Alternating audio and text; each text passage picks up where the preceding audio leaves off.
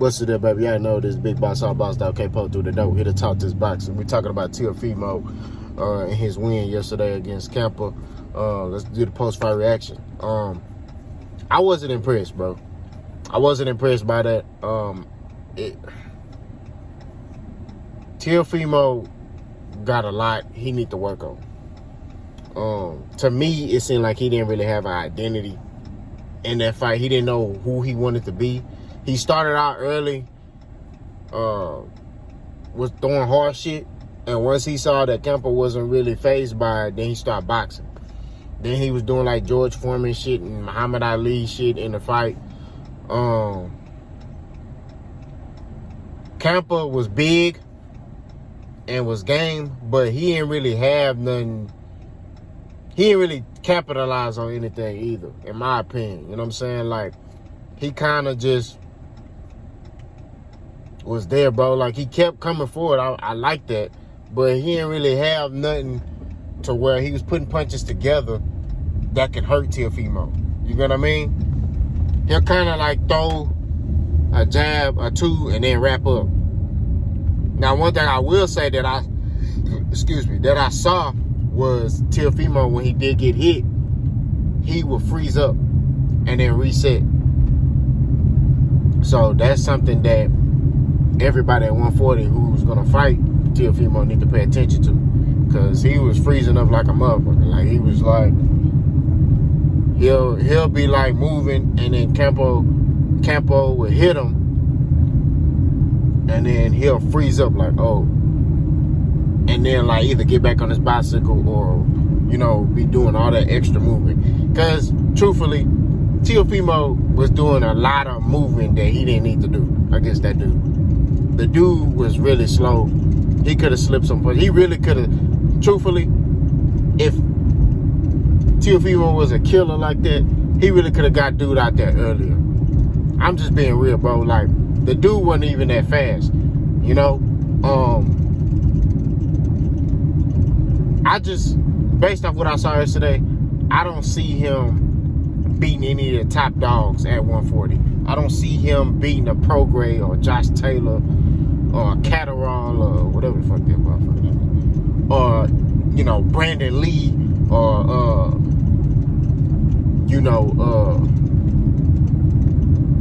Gary Russell Jr. brother. I don't see him messing with them, bro, based off that performance. You know what I mean? Like, he got a lot of work he got to do. First, he got to find his identity. He got to find out what type of fighter he going to be at 140. You know what I'm saying? Because some of them dudes, you going to have to engage. You going to have to fight. You can't box everybody. You know what I mean? If he getting over to Gary Antoine Russell Jr. and he trying to do all that movement, I'm telling you right now, all that stuff he was doing, that boy going to put them hands on him. That's for real. He tried to do that with Brandon Lee. That boy gonna put them hands on him. You know what I'm saying? So he gotta find out the type of fighter he gotta be. He gotta get back in the lab immediately, bro. You know what I mean? He has to, because he just, to me, he didn't look bad, but he didn't look dominant. You know what I mean?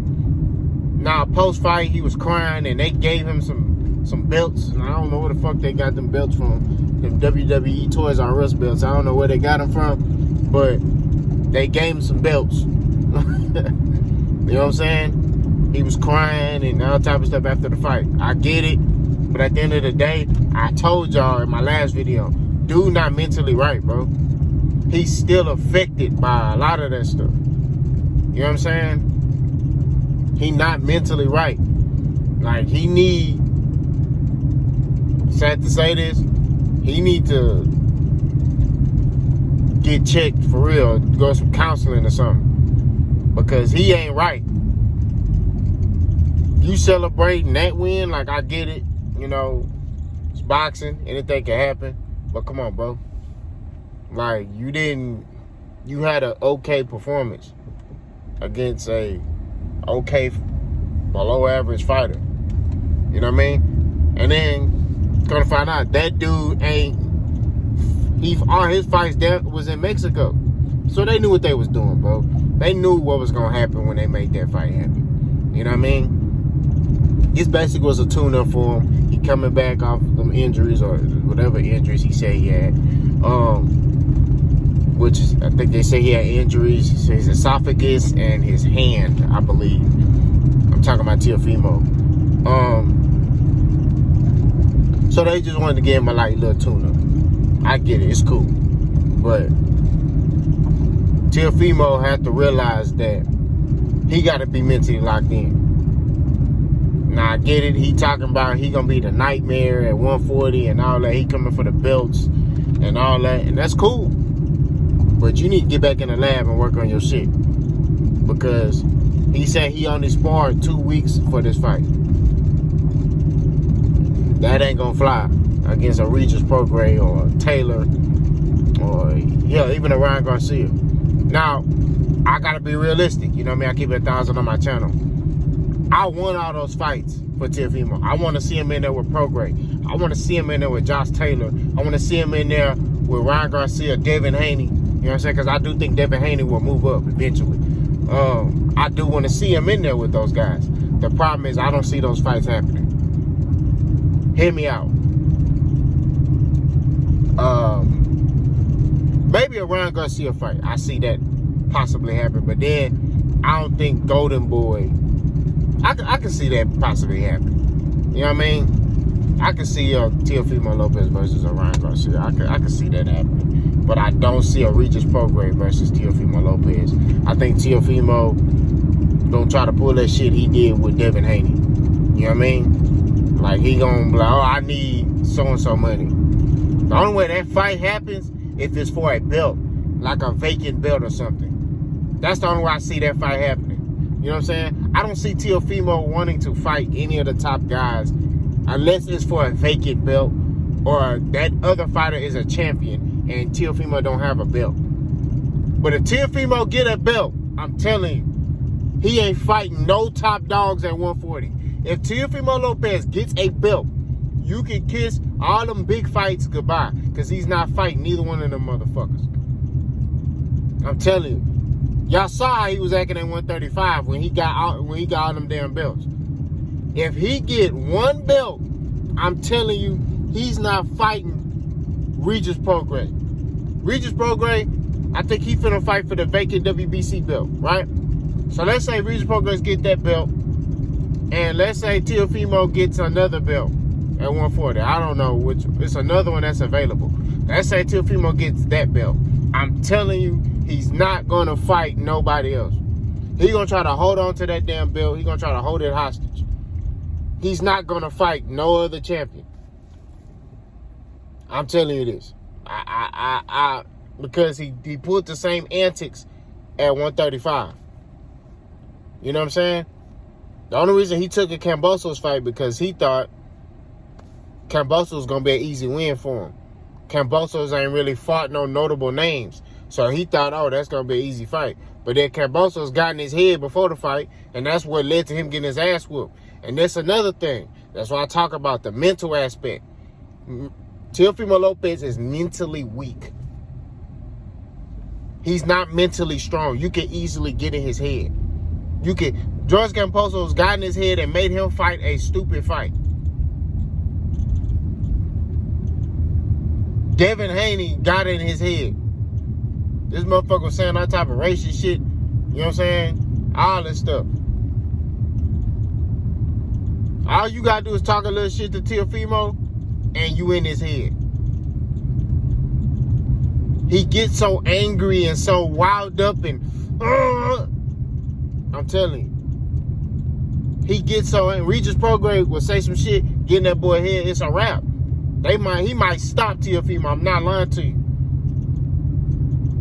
You can beat that dude before you even get in the ring with him. That's why I be saying he gotta work on his mental. He gotta talk to a psych doctor or something, bro. Because a lot of these fighters be getting in his head before the fight even happened. That's just what it is. He gets so mad and angry and I gotta show you motherfuckers. Like that's how he get. So then he get in the ring and he fighting angry. He's pissed off. He wants to prove himself. And I'm telling you, that's not how you fight in boxing. That's a recipe for disaster. That's a way that you take an L quick. He gonna have another L or a few other L's on his resume. Now, a lot of people was bringing up Tank yesterday. I saw that in a lot of boxing forums and stuff like that. That's a big fight. But I'm telling you right now, Teofimo López ain't gonna fight no Tank Davis. He just not. The only way Teofimo will fight a Tank Davis is if he take another loss. And this is my opinion, okay? This is my opinion. Not saying this is truthful information, but this is my opinion. The only way Teofimo López will fight Tank Davis if Teofimo loses another fight and Teofimo wants to get back relevant or get a big payday, he'll fight Tank. But I don't see Teofimo López fighting Tank Davis.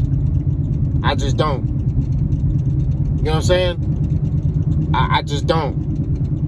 For starters, Teofimo López feels like he's the biggest boxing star in boxing. But then this motherfucker fought in front of 3,000 people yesterday. Right? In front of 3,000. He sold it out, though. Give us credit. He sold it out, but it was 3,000. Tank fighting in front of 19, 20,000. Come on, man. Stop playing with him, bro. You know what I mean? So Teofimo will feel like he's the A side in a fight like that. You know what I mean? Don't let, and I keep saying this, don't let him get no belts. Don't let him get no belts. He gonna use that to his advantage. So I keep saying this, man. Teofimo need to get back in the lab, work on his craft, maybe add another coach that can reach him. You know what I'm saying? Because obviously he ain't gonna depart from his dad. He even said, me and my dad came in the game together. You know, we've been here since day one. You know, that's what he rocking with, right? So since he rocking with dad, he can keep dad. But he needs another coach that could be a voice of reason on his team. Somebody that's respectable. You know what I mean? That can reach him and be like, hey, bro, look. Because that's what he needs. He need to talk to a counselor, and he need a coach that's going to be real with him. Because his dad be lying to him. You know what I mean? Like, his dad be telling him bullshit. And if he try to fight like that at 140 against a Regis Pro grade, he getting knocked out cold. If he try to fight like that against a Josh Taylor, he getting his ass whooped. If he try to fight like that against a Brandon Lee, he getting his ass whooped. He try to fight like that against a Gary Antoine Russell Jr., he getting knocked out. I'm telling you this. He gotta clean up some stuff, man. You know what I mean? Teofimo is a great fighter. You know, when he's locked in, when he's switched on, man, he can do some things. But the problem with him is he don't be locked in. He don't be focused. And I don't know if his dad or whatever. I don't know if him and his dad smoking the same shit. I don't know what they got going on. But the fact of the matter is this. In boxing, your mental got to be right. And if your mental ain't right, I don't give a damn how much talent you have. It means nothing in a fight. Y'all let me know what y'all think. Boss gone.